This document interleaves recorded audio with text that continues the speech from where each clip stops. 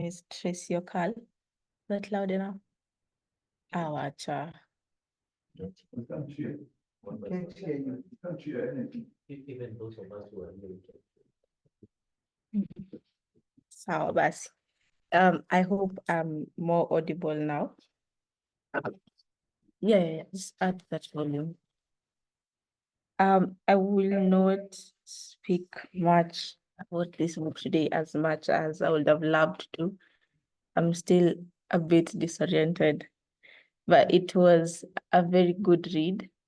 But I was fighting for the country, so I'm still a bit under the weather. Yes, back to the book. I really liked the book or the novel for many reasons. One, because it's just Chimamanda and I love Chimamanda, so there's that. Additionally, I am a big fan of historical fiction.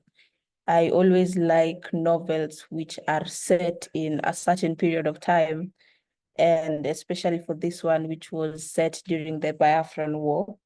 And I think she gave a very good description of what the life of the people might have looked like at that point in time. I also liked the setting of the book where she went in the 1960s, 1970s, and she was interchanging that as she was writing the novel. At some point, I admit, I also got lost. Especially, there was a point she skipped from, I think, the 1970s, then she went back to the 1960s, but I didn't take note of that. So at some point, I was reading and I'm like, wait, where's the child? Where is baby? Because she was not being mentioned in the book at all. So I like that style of writing. My favorite character in the book was Ugu. I think, okay, not that he is very outspoken. He has his own beliefs. I admired the way he looked up to Professor, what was his name? Someone, that gentleman. His admiration for the professor was very nice, and the way he was showing it, and he cared so much for this man. He was literally willing to put his life on the line for him.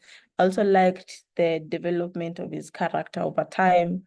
From the first time he arrived at Professor's house, he grew with his family until he went and joined the Biafran army, came out.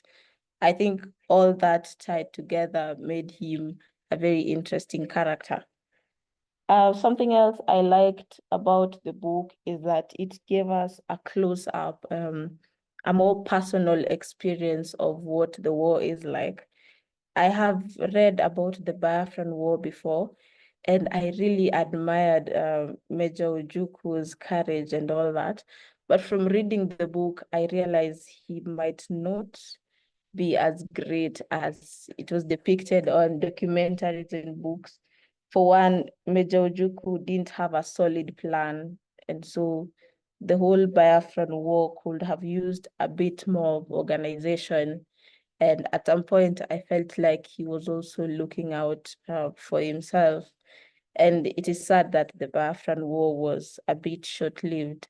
I believe if they had the right organization, the right support, and they had a clearer vision, maybe the war would have been successful. But I guess we'll never know about that. So yeah, that is all I want to say about the book today. Yes. The